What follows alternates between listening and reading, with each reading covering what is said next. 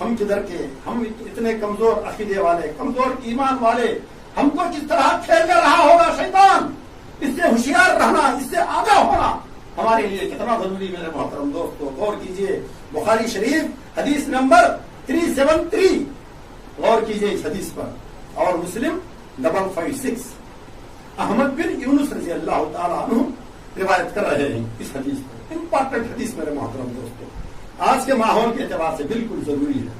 پہلی جلد میں ہے بخاری شریف کی اس حدیث، الحمدللہ دیکھنا چاہے تو دیکھ سکتے ہیں۔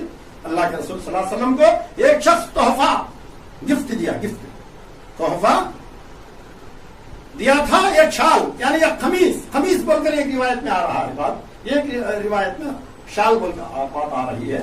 خمیس پہن لیا اللہ کے رسول صلی اللہ علیہ وسلم، تحفہ لے کر الحمدللہ ایک نماز پڑھی، ایک نماز پڑھ کر فوراً وہ خمیس واپس دے دیے، واپس دینے لگے، کہنے لگے کہ اس کے اوپر دھاریاں ہیں، اس کے اوپر لکیریں ہیں، ان لکیروں کی طرف میرا خیال مائل ہو گیا، اللہ اکبر، لہذا پھر دوسری نماز نہیں پڑھنا چاہتا ہوں اس خمیس پر۔ اللہ اکبر، یہ چادر نے مجھے ابھی غافل کر دیا، اللہ اکبر۔ نماز میں جسم پر اوڑھے ہوئے چادر، آج کے دن ہم جانمازوں پر نقش و نگار رکھ کر نمازیں پڑھ رہے ہیں۔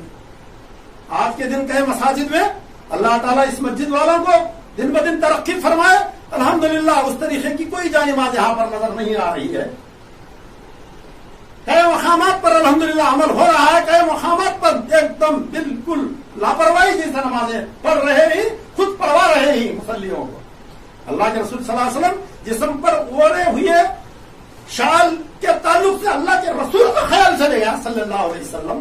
ہمارا عقیدہ کدھر، ہمارا ایمان کی کمزوری کتنی، ان کے ایمان کے مقابلے میں اللہ اکبر، اللہ وہ اندازہ ہم لگا بھی نہیں سکتے میرے وہاں، اتنے کمزور ہیں، اتنے گنہگار ہیں، اللہ اکبر۔ ڈیزائن والی، نقش و نگار والی جانماز تو کیا، آج کے دن ہم موبائل رکھ رہے ہیں آگے، آج کے دن ہم گھڑی رکھ رہے ہیں آگے، آج کے دن ہمارا چشمہ رکھ کر نماز پڑھ رہے ہیں، آج کے دن ہم کی چین وغیرہ رکھ کر نماز پڑھ رہے ہیں۔ یہ کہاں تک جائز ہو سکتا ہے میرے محترم دوستو؟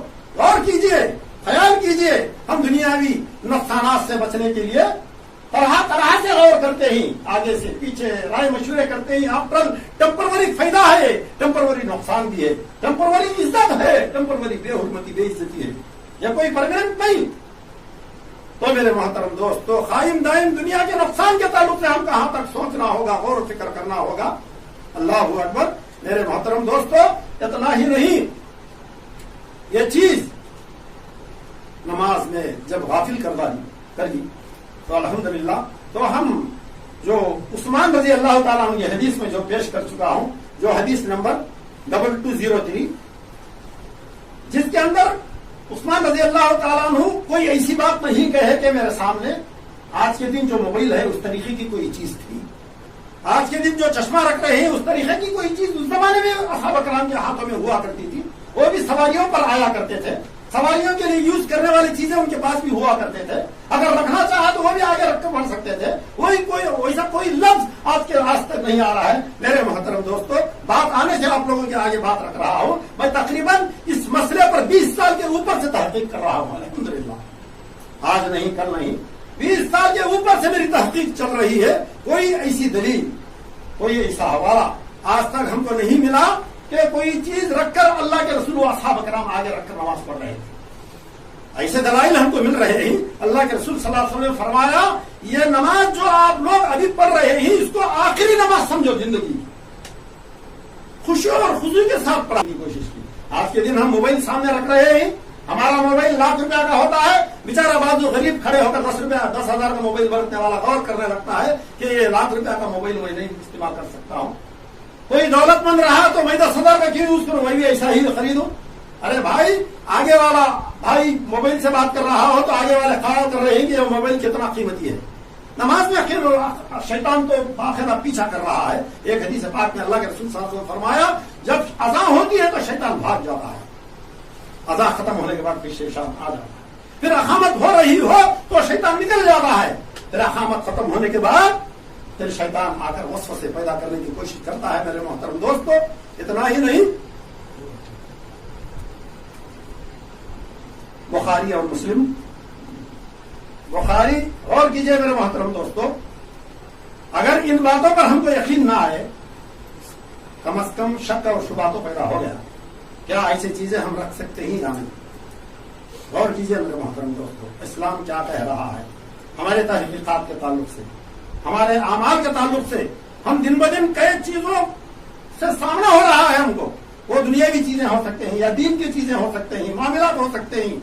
अल्लाह के रसूल सल्लल्लाहु अलैहि वसल्लम ने बुखारी और मुस्लिम शरीफ की हदीस में फरमाया, जो शुबे वाली चीजों से बच गया वो अपने दीन को और इज्जत को बचा लिया। अल्लाह अकबर।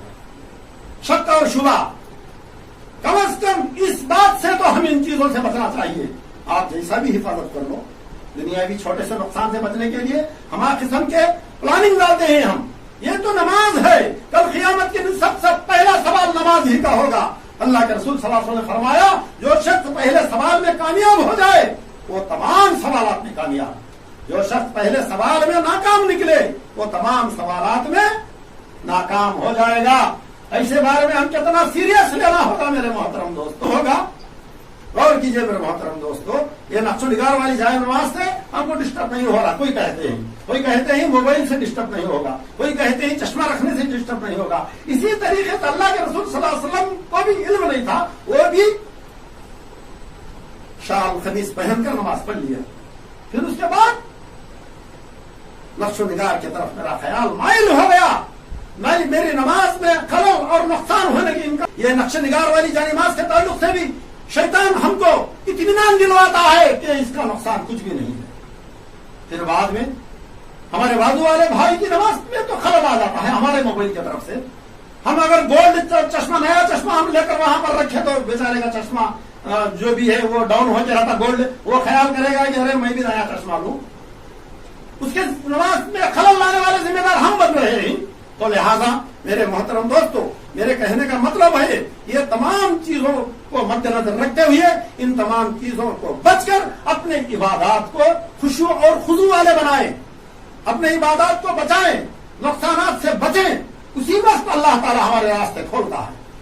अगर हम पूरी की पूरी कोशिश करेंगे